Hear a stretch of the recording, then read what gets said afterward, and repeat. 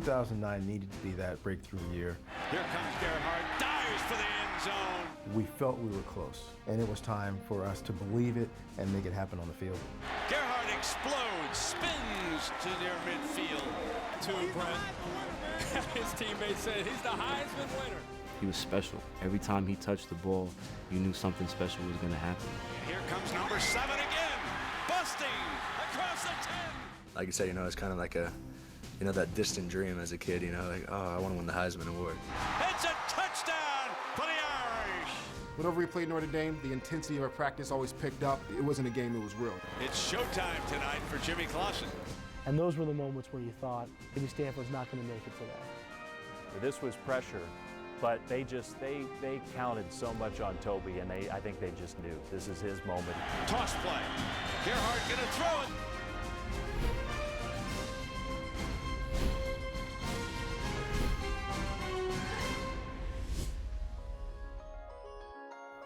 The year was 2009, and college football was ruled by the power schools. Florida, Alabama, Texas, all vying for the national title. Their star players, Tebow, Ingram, McCoy, all gunning for the Heisman Trophy. But on the West Coast, a private school, known more for academics than athletics, was about to make a statement.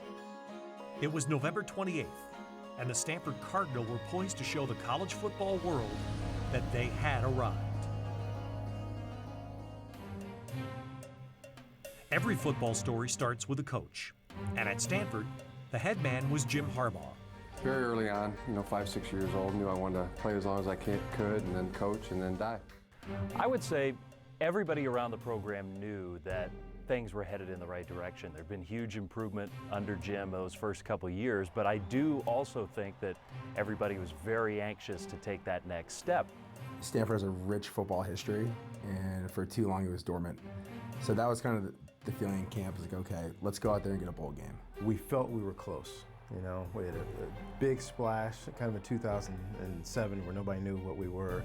2008, we had started to establish some things, but 2009 needed to be that breakthrough year. Jim Harbaugh, in the first couple of years at Stanford, showed a lot of different faces. I think he was very much a bulldog who spent a lot of his time not only motivating his players, but kind of talking to the media and talking up the program as a whole. So I think fiery might be the best word to describe Jim Harbaugh in those first few years.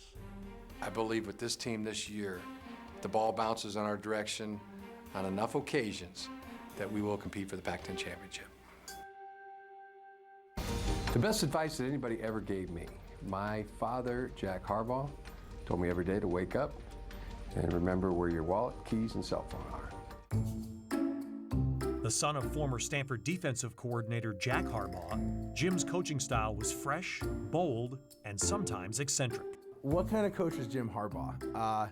Jim Harbaugh might be, or say Coach Harbaugh, might be one of the fiercest competitors that I've ever met. He's brought what he says is enthusiasm unknown to mankind. He's a very detail-oriented guy. He likes things done his way. It's very specific. As far as Jim, both publicly and privately with the team, it was about establishing this mentality and just saying, you know what, we don't have to be like everybody else. We don't have to say all the right things all the time. Let's not worry about any of that stuff. Let's work extremely hard and let's be ready to play and beat everybody we play. Talk about, the big moments and the big stories and the big messages Jim Harbaugh was able to get across to his team. One of them was bleeding cardinal red.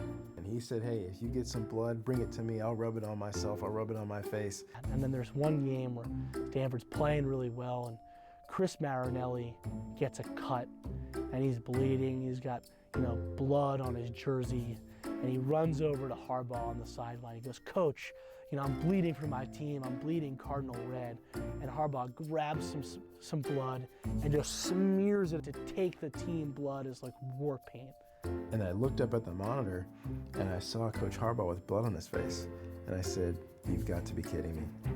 And I said, you know what? I should never doubt him, because when he says he's going to do something, he'll do it. And that's Jim Harbaugh in a nutshell. Just enough crazy that it works. Expectations were high for Harbaugh and his 2009 team. But to reach a bowl game for the first time in 8 years, the Cardinal also needed a star player to carry them. Okay, and welcome to the final day of Fleet Street A Cappella Ensemble tryouts. Who would like to go first? Me. Me. All right, Toby Gerhardt, you're up. Come on down. Who's got? NFL take note. To the end zone. Touchdown. Gerhardt bangs for that first down. Still going. This is Gerhardt. Touchdown Cardinal. Very smart back and can do it all. You know, he's physical, play pound, catches the ball well out of the backfield, very good in pass protection. You know, all-around great football player, fine person, very good friend. Toby Gerhardt, he's just, I mean, he's that guy, you know, not only respectful off the field, but a monster on the field. It rarely was taken down by one person. He was just a tremendous physical specimen. You know, being out there and watching him just demoralize people as he ran over them, whether it's a D lineman or a D back, was pretty phenomenal. I think everybody in the stadium can feel when Toby Gerhardt is churning. He's kind of the classic All-American model. Toby did two big things for us that year, which was helped really put our mentality on the map as far as this is what Stanford football is, this is how it's going to be played. Because he was a tremendous athlete, and everybody watched him play baseball and football and knew that this guy was a very special player. And even in those years where they weren't winning as many games as they would have liked to, Toby did a lot of great things on the football field. Hello. Hello. Toby, what are you doing? Hey, Coach. What's up?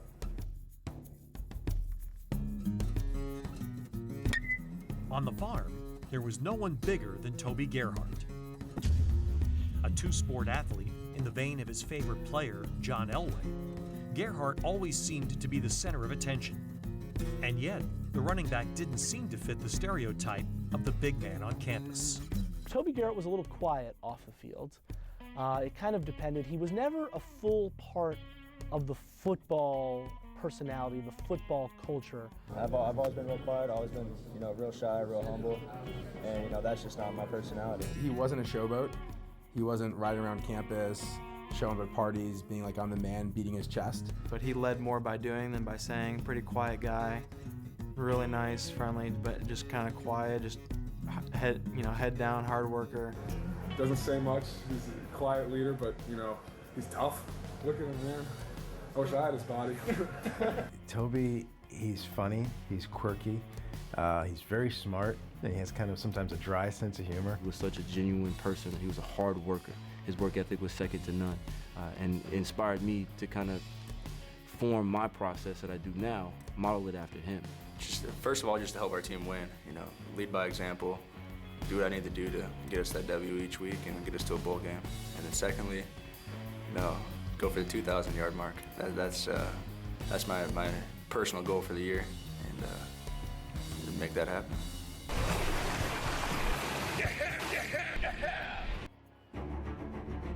Before the regular season finale with Notre Dame, Stanford had the 2009 Pac-10 title in sight. Behind the power running of Gerhardt, the Cardinal plowed their way to a 6-3 start before facing off against the reigning king of the conference, the USC Trojans, a game that pitted Harbaugh against his arch nemesis, Pete Carroll. In 2009, the Harbaugh-Carroll relationship was interesting. Well, Jim and Pete obviously don't get along as well as maybe Jim and some other coaches or Pete and some other coaches do. And I think most of that stems from the fact that they're both ultra competitive guys. If you want to win forever, you know, you got to compete and you got to maximize, you know, your potential. That's why we have to do that and stuff. You know, just the day after a win, the sun just seems a little brighter, a little warmer on your shoulders. The smells are a little nicer. The colors are brighter. Jim Harbaugh went right after the king, and he always goes right after the king. And he got his whole team to kind of picture USC as this big, bad enemy, and Pete Carroll to Jim Harbaugh was, you know, the evil man. Jim came to Stanford with a purpose, which was to build a great program, and USC was on top. So if you want to build a great program, you point to the team that's on top and said, our goal is to beat those guys. Harbaugh shows up on campus and says, those are the guys we're going after. We're going to beat them. We're demoralizing them, actually.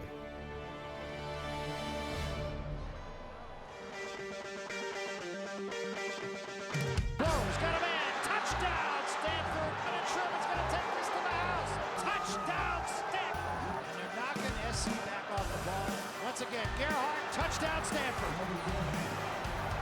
As that fourth quarter progressed, you started to see our guys coming out of the huddle, quickly and getting their hands down, and the USC defenders kind of walking to their positions, and after the play being slow to get back up, and that's when you start to see those things. You start to say, hey, you know what, we got them reeling. Let's keep running it, let's keep pounding it, let's keep getting after them. It's pretty satisfying when we ran 96 and 97 power 18 times in a row in the fourth quarter, and we had D linemen telling us, hey, if you guys run power again, I'm subbing myself out. Literally, guys were saying that to us. Just been handed a note saying this is the most points ever allowed at home against USC. That's a long, storied history. 55-21 Stanford. Fight on, SC, fight on. Get him out the top 25. Get him out the top 25. That really was the final nail in the coffin. And Jim Harbaugh was the key in both of those games. And I think he's very proud of that. I would bet to this day he's still very proud of that. Now Jim Harbaugh will come to the center of the field to meet Pete Carroll, who is not a happy camper, no question about it. The What's Your Deal game was the game, I think, when Jim Harbaugh, not just the program, when Jim Harbaugh sort of arrived on the national scene as a real force in the coaching business. We really respect USC, but we came, with the focus and intensity to every practice into this game, and it was great to put points on the board. And I think maybe there's a little more parity in the Pac-10 than people realize. We defeated them, mentally and physically, and that's what I remember best. And afterward, there was a really nice plane ride home. It felt good. Stanford had slain the king and risen to the top of the Pac-10. But life at the top can be tough.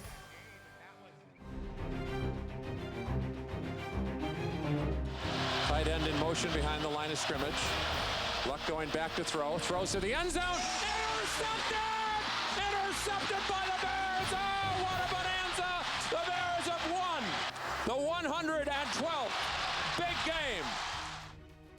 It was really tough, first and foremost, because it's the Bay Area rival. It's our long-standing rival over 100 years, and you never want to lose to those guys. Cal comes in and beats them in a real upset. Cal had a lot of good players, but that was an upset. Yeah, a lot of should-haves, offensively, defensively. It's a team loss. The next week, we kind of came back and said, this is tough. Doesn't feel good, doesn't taste good, but we got to get back on the horse. Losing to Cal was a bitter pill to swallow. But the time for sulking was short. There was still a game left on the schedule. The Notre Dame Fighting Irish were coming to Palo Alto. Honorary captain there, Condoleezza Rice, who was a provo here at Stanford before she became Secretary of State. So she did the ceremonial coin toss at midfield. Won by Stanford. The stage was set for Stanford and Notre Dame, two college football powers clashing in a matchup dating back to 1925. And yet in the last 8 years, the rivalry had been a one-sided affair. Before 2008, Notre Dame, Stanford was kind of like Yankees-Mets.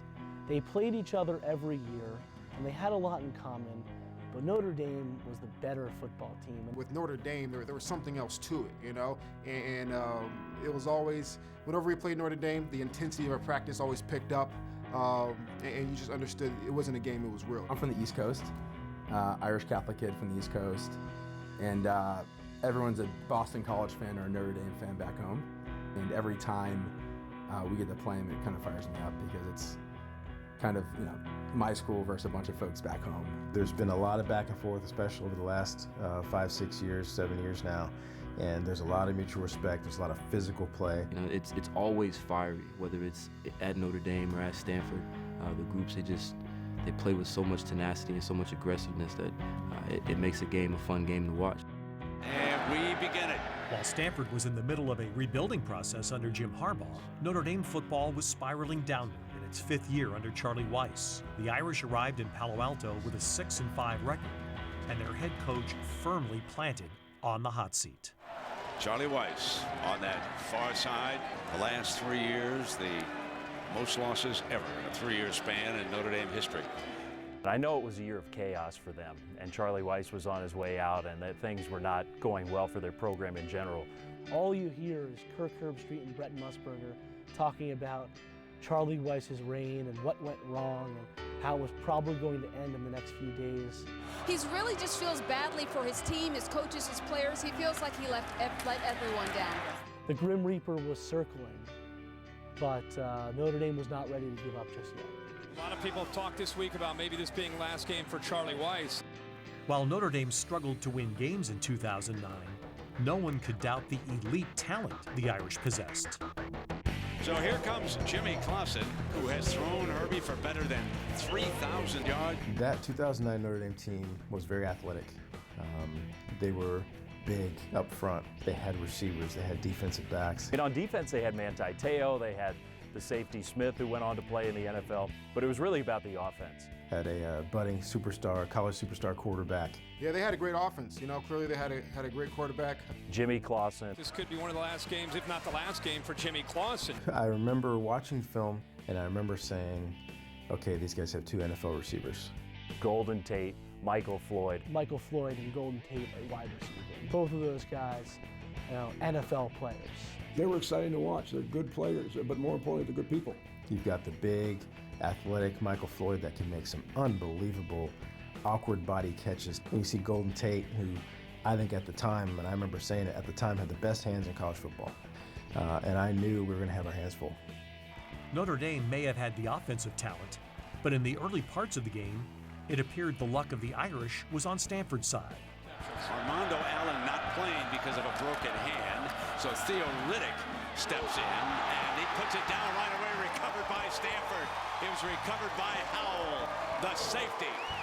So the freshman turns it over on his first carry. They load power in that direction. Here comes Gerhardt. Dives for the end zone, and the touchdown. Fine second effort by Toby Gerhardt, his 24th touchdown of the season. The ruling on the field stands as called. Touchdown Stanford. Stanford had struck the first blow, and were getting the ball back, looking for more. Drives one deep. Fielded at the 12-yard line. Fumble! And the Irish jump on it. At the 16-yard line, the Irish jump on it. Clausen off the play action. Goes back to the left side, steps inside the end zone. And that was Golden Tate. Clausen and Tate had officially introduced themselves to the Cardinal. How would Stanford's offense and their young quarterback respond? And we are deadlocked at 7. Clausen off the play action. Goes back to the left side, steps inside the end zone. And that was Golden Tate. Jimmy Clausen had gotten the Irish on the board. But while Notre Dame may have had the luck of the Irish, Stanford had their own kind of luck. A redshirt freshman quarterback out of Texas. Houston is a high school football mecca, and the only luck that city needs is showcased every Friday night at Stratford High School. First time I saw Andrew, as soon as you walk up, you say, wow, he's a lot bigger than I thought he was going to be. Andrew Luck features a big-time arm, and one of the most ironic names in sports. There is no luck involved with this big-time quarterback prospect. Instead, is one part God-given ability and one part Ivy League brain. Didn't know much, but you kind of see from day one that he was just a leader. He just kind of had that energy around him that kind of made other guys better and made you want to work harder. With his laid-back attitude, his cannon arm, and his commitment to academics, one college was a natural fit for Luck. Next year, he'll head west to California to play for Stanford and head coach Jim Harbaugh. The son of a former NFL quarterback, Andrew Luck's arrival on the farm in 2008 was met with lofty expectations. The moment Jim Harbaugh got Andrew Luck to Stanford, he knew he had something special. So my first impressions of Andrew Luck, I was like, wow, this is like one of the top recruits. Awesome guy. Green ball goes to number 12, Andrew Luck. It was exciting to see. Yes, he was being very, very unassuming, But once we started practicing, we said, okay, all those expectations are founded. He's special. Playing with Luck, you feel like you can take over the world. You can win every game with Andrew Luck at your quarterback.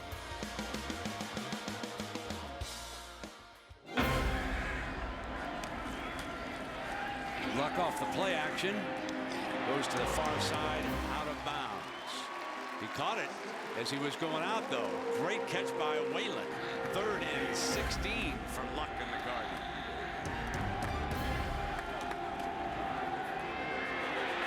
Under pressure, fires in underneath. That is short of the first down. Ryan Whalen with another grab.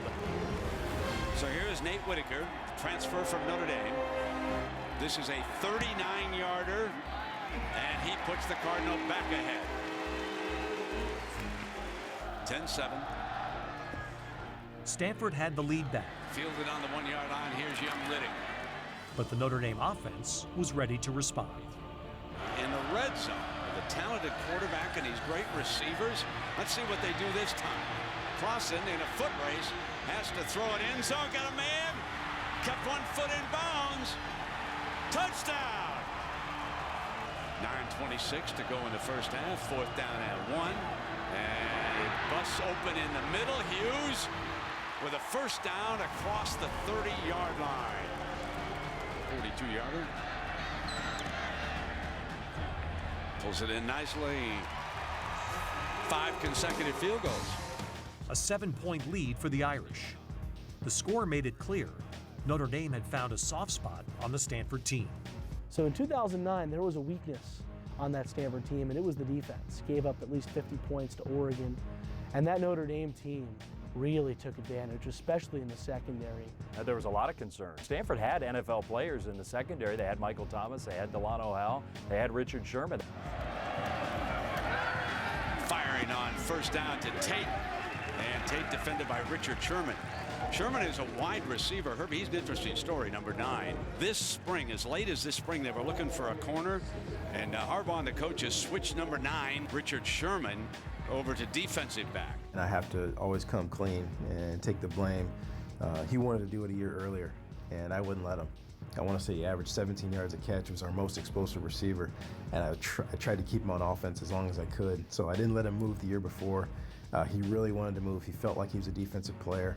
Out of high school, I got heavily recruited for corner for a lot of, by a lot of schools, and I thought I would get to play it a little more, over the years, but never got an opportunity. So I just wanted to show him what I could do and, see if it could work out. Well, to be honest with you, I doubted it. I didn't believe he was going to be able to make that transition as smoothly as he did. Obviously, he did have some rough patches at the beginning. The rough patches for Richard Sherman were evident on the field. Conservative call with Hughes, and bang down one of the 5. Now there's a penalty flag comes late. After the play was over, personal foul, unnecessary roughness, number 9 defense, 15-yard penalty, and an automatic first down. That's Sherman, and that is critical. That probably shows you, why Richard Sherman and Jim Harbaugh had such a rough relationship. Unnecessary. Yeah, you gain nothing. Completely unnecessary. Plus, what do you want one of the big guys mad at you? I mean, Richard, he's the type of guy where his confidence is not gonna, he's not gonna lose his confidence. If a play like that happens, we're always taught to have a short memory as defensive backs. So he just kind of shakes it off and moves forward. A personal foul by Sherman gave the Irish offense new life. One more shot to go after the young secondary. Clausen near side, Tate long, double covered, makes the catch, headed for the end zone. It's a touchdown for the Irish. Number 23, they were draped all over him. And against the double coverage, he pulls out a 78-yarder for Weiss and Notre Dame. What a play. How do you stop Floyd and Tate when your secondary athletically cannot match up? With the Stanford secondary struggling to cover Tate and Floyd, it was up to Luck and the offense to get some points before halftime. Luck comes back. Now he's got Whalen wide open. And the shootout is about to begin. To the 36, Andrew Luck and Jimmy Clausen are about to start the shootout. 3rd down and 8 here, first down. And Luck fires in zone. And this will be a first and goal. Puts it right in the hands of Kobe Fleener. Marisek Again to the end zone, touchdown. They come right back with Owen Marisek, the junior from Oregon. An old school busts right into the end zone. The Fighting Irish of Notre Dame with a 4-point lead. Halftime. The Cardinal were down, but certainly not out. So 24-20. Good first half here. Jimmy Clausen fires 3 touchdown passes in the first half. But the Cardinal hangs tough for Jim Harbaugh. Nate Whitaker, number 39, with the ball on the tee now for the Cardinal. They won the toss and elected to take the football to start the game, so the Irish will have it with Riddick and Gallup back deep for Coach Charlie Weiss. The second half was underway at Stanford Stadium. And we begin it. And while the Cardinal were battling, it was the Irish with a 4-point advantage and the ball to start the third quarter. The Stanford faithful held their breath as the high-powered Irish offense came back on the field. Here, but they're coming out right now very aggressive with their play calling to start the second half. Wildcat. Clausen is off to the left. Here comes Tate around now. Here comes the double reverse. And Clausen's going to throw wide open. Got a touchdown. If it's on target, touchdown, Notre Dame. Michael Floyd.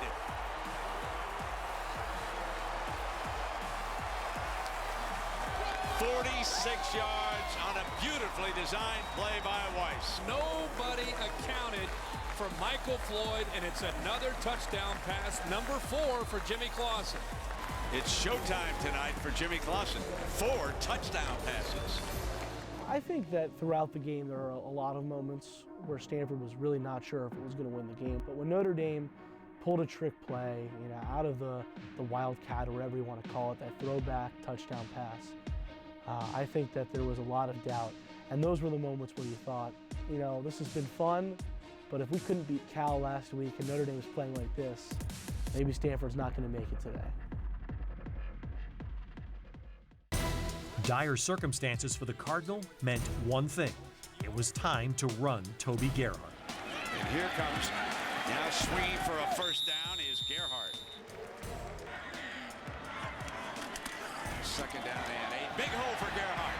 Gerhart explodes, spins to near midfield before he is rustled down, but it's a first down Stanford. Harrison Smith with the stop. Andrew Luck, son of Oliver. Here's Gerhart swinging left, got it down the end zone. Touchdown! Another rushing touchdown for Gerhart. And Toby Gerhart closing in on 2,000 yards rushing, 25 touchdowns for the year. At that point in the season, Gerhart was getting serious consideration for college sports' most prestigious award, the Heisman Trophy. Going into that year, we knew that Toby was a great football player. I don't think anybody could have expected a Heisman, probably should be winner. Brent. His teammates said he's the Heisman winner. And here are the 4 big fellas as far as the Heisman is concerned. Later in the year, kind of started hearing his name bounce around. He kept, improving and building one game on top of another, so it kind of just grew from there. Oh man, I've really thought too hard about it. Like you say, it's kind of like a, that distant dream as a kid, like, oh, I want to win the Heisman Award, Toby embodies everything that Stanford University is all about. I mean, the Stanford model. Saturday of the Notre Dame game, the other games were going on, and Ingram was struggling, and stuff like that. And Coach Taggart's like, this is your day to, make a statement and, get in there. With a primetime audience glued to the battle in Palo Alto, the Notre Dame game was Gerhart's last chance to make his Heisman statement. Oh, here's Gerhart for the first down, wide open. Run out of bounds at the 45-yard line. Simply one of the best running backs in the country. Yeah, no doubt about it. 29-yard field goal on the money. A 1-point game again, Mr. Herbstreit. It's going to be a great fourth quarter. Toby Gerhart, the Heisman candidate, had gotten the Cardinal back within 1 point. It would now come down to the fourth quarter to see who would come out on top. Oh, here's Gerhart for the first down, wide open. Run out of bounds at the 45-yard line. Well, Simply one of the best running backs in the country. Yeah, no doubt about it. Stanford had ridden Toby Gerhart in the third quarter to get within 1 point of Notre Dame. But as the fourth quarter began, it became clear that Jimmy Clausen and his receivers were not done exploiting the Cardinals' secondary. Here's Clausen now. Gonna put it up, gonna go deep. Got Tate one-on-one. Making interference, he's got it. No question about this one. Matamasi, and that'll be a 15-yarder and a first down. This play fake gonna go deep again. Floyd, battle, and again interference. This time on Sherman. 2 interference calls on this drive. They go to Tate and now Floyd. I want you to take a little look at this now. I want you to watch him. I said you can't do that. 2nd down and 9. Adding a little spice here in the late going. Clausen in underneath. 2 loose on Tate. Beats the corner, headed end zone now. Gonna dip wide. He's gonna score, folks. Magic, pure magic. An 8-point deficit for the Cardinals, but with plenty of time on the clock, the game plan was clear. It was once again Toby time. Now it's Luck handing off to Gerhart. Got seam, cut back midfield, 45, and he's across the 40-yard line to the Irish 37. It's hilarious, like watching guys trying to tackle him. They'll just like bounce off his legs, off his shoulders, he'll stiff arm him. So I was hoping he'd cramp up, but.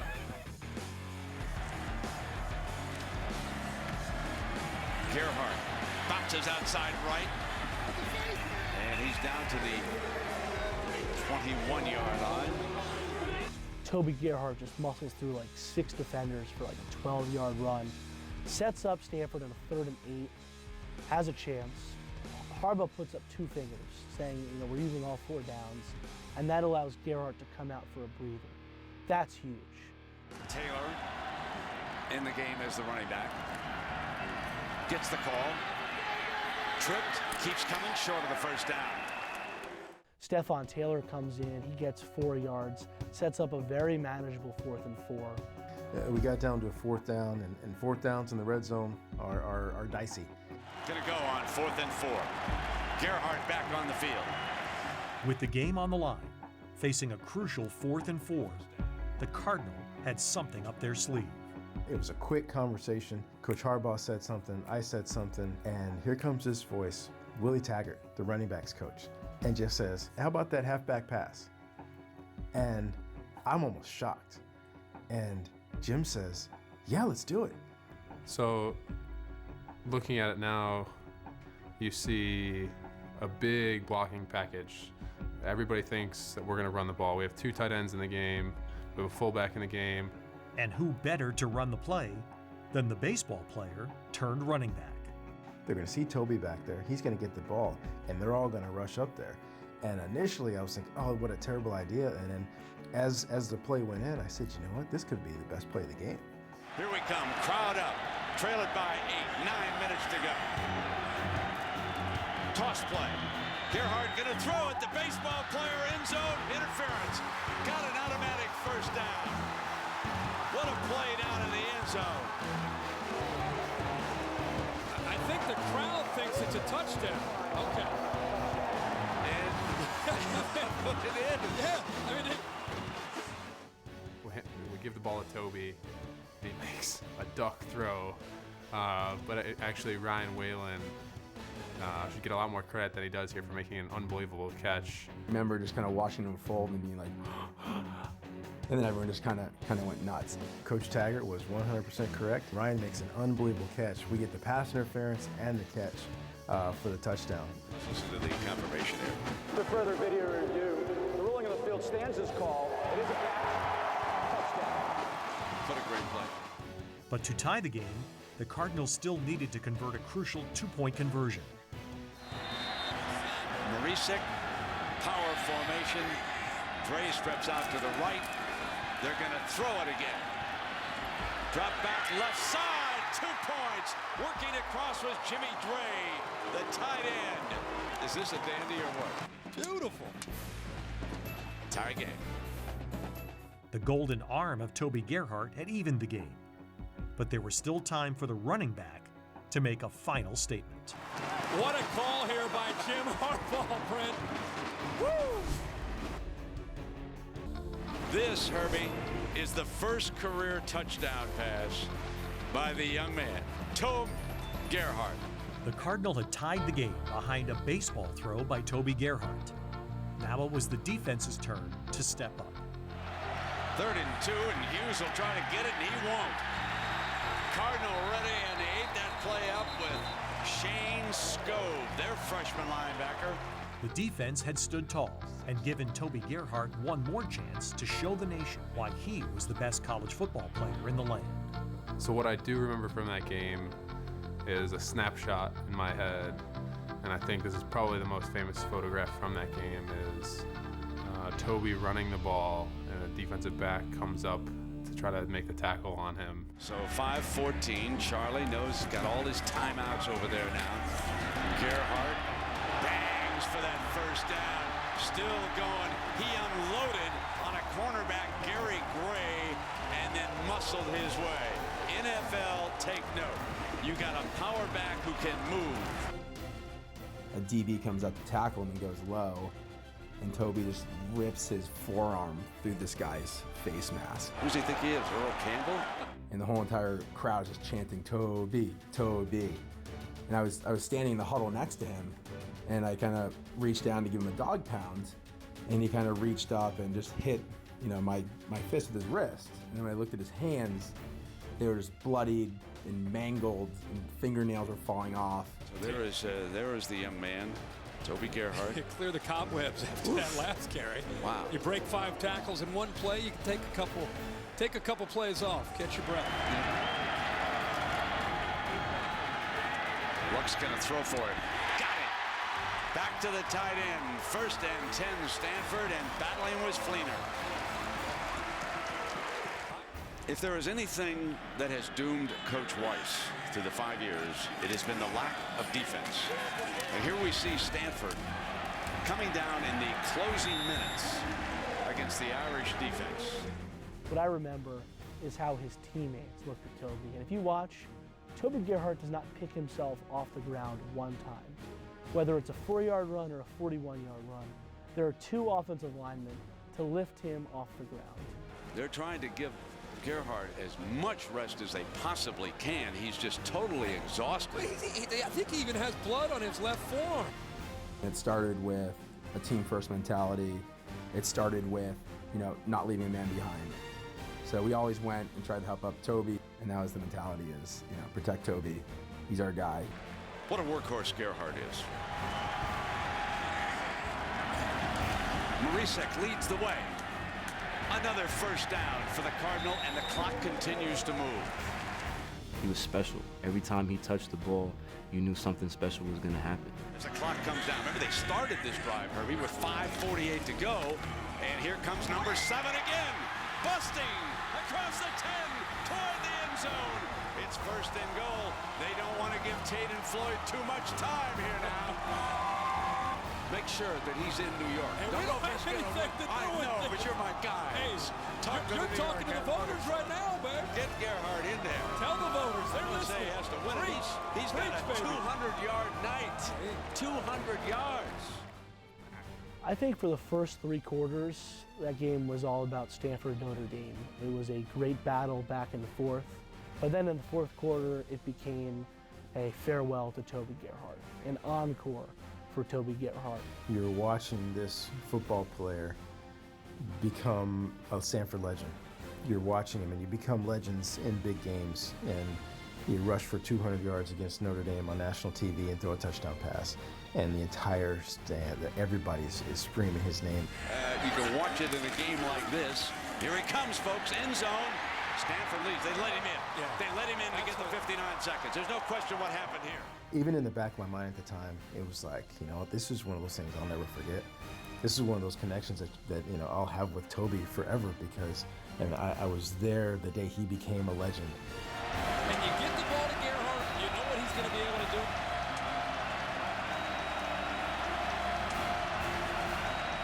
Toby Gerhart had given all he had to get the Cardinal the lead. Now, could the defense make one last stand to seal the deal? You're biting your nails the whole time, hoping that the defense gets a stop, we can get off the field and just get this game in the books. Clausen's got 4 wide.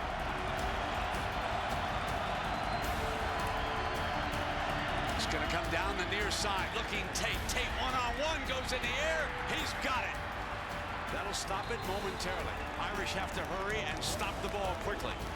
That was all nerves down the stretch. I'm sure most of them were holding on to their breath. Now they move the clock. Clausen back, fires, and it's Tate again. He steps out of bounds to stop the clock. Soft coverage again on that corner. 31 seconds left and a first down for the Irish. We wait for these moments, an opportunity to step up, have the game on our backs and our shoulders, and we always like the idea of, coming through for our team. Here's Clausen, looking back, gonna get sacked again. Remember, no timeouts remaining. Clock will continue to run. This time it's Chase Thomas. Gotta spike it to stop the clock. Charlie knows it. He's gotta stop it. That'll give him one down. Here we come, down to the last play. Final 7 seconds. 4th down and 11. Clausen got a 3-pack right side, gonna fire deep toward end zone. Incomplete. Stanford will win it. Man, I mean, you can't really describe it. It's one of those things where you actually have to physically be there in the moment of the game. It was a great exclamation point on not just an amazing season, but an amazing 4 or 5 years. Stanford had won the game. And as Jim Harbaugh gathered himself for a post-game interview, he realized that someone else deserved the spotlight. Meanwhile, let's go to Harbaugh with Lisa. Thank you, Brent. Coach. Hold on, he wants to get Toby in here. Coach, why'd you want to get this guy in here? This is the guy. They beat Notre Dame. At that moment, Toby Gerhart is the national hero, and Jim Harbaugh, in the contractually obligated post-game interview, says, "Don't talk to me, talk to him," and grabs Toby Gerhart, throws him in front of the camera. He deserves the Heisman Trophy, that's what I say. What case did he make for the Heisman tonight? I thought he made it tonight. Talk to him. I want voters to listen to what Brent Musburger just said. You've called a lot of games, and you just said you don't know if you've seen maybe a better individual performance than what you just witnessed in his final game to put an exclamation point on an unbelievable season for Toby Gerhart. If that doesn't get the voters' attention, I don't know what will. His legendary performance against Notre Dame earned Toby Gerhart a trip to the Heisman Trophy presentation in New York City. Unfortunately, the award was just out of reach for Gerhart. In the closest vote in the history of the Heisman Trophy, Alabama's Mark Ingram won by only 28 votes. The Heisman is interesting. There's no formula to winning a Heisman Trophy. Every year is different, and I've heard people say it a bunch. If the vote happened after that Notre Dame game, he probably would have won it, possibly by a landslide. And looking back on it, you look back on that season, he should have won the Heisman. He was the best player in college football that year. He should have won. There's not a single thing I could ask for to go differently in the past couple of years. Maybe win the Heisman instead of, get a couple more votes, but. Oh, absolutely. I think that was highway robbery. No, I'm just kidding. Well, how do you measure Heisman? Do you want statistics? Because he probably should have won it there. Do you want what he meant to his team? Because he probably should have won it for that. What else do you measure it as? An individual talent? He probably should have won it for that. I don't know how else you measure the Heisman, but I think any way you look at it, Toby Gerhart should have won that Heisman. No, we came in at the hard times. It was 1-11. You come in wanting to make a difference. That's one reason why I came here. And 4 years later, here we are, 8-4, going to the Sun Bowl, playing Oklahoma. Got to go to New York City, Heisman runner-up, All-American. It's been an unbelievable experience. It's been a once in a a lifetime experience, and there's no way I would have rather have it turn out.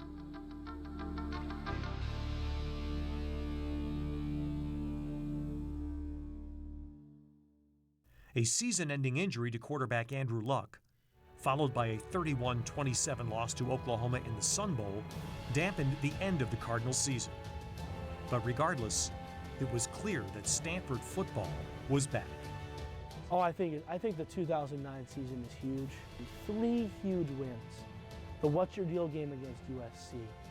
You know, the big home win against Oregon. And then to beat Notre Dame on the national stage, have a Heisman runner-up. That was proof on an individual and team end that this team was going places. That season, I think, established what this program was going to be about. That we were not going to be close anymore. We were not going to be almost a good football team anymore. And for Toby Gerhart, a man who had gone through a 1-11 season as a freshman, everything had finally come full circle. Being most proud of turning the football program around, looking back, you know, when I'm older and saying, I was part of that team that built the foundation for Stanford football to reestablish, you know, its greatness. And that's something, you know, we'll always remember and always be able to share together. A 205-yard night. A night that Stanford will never forget.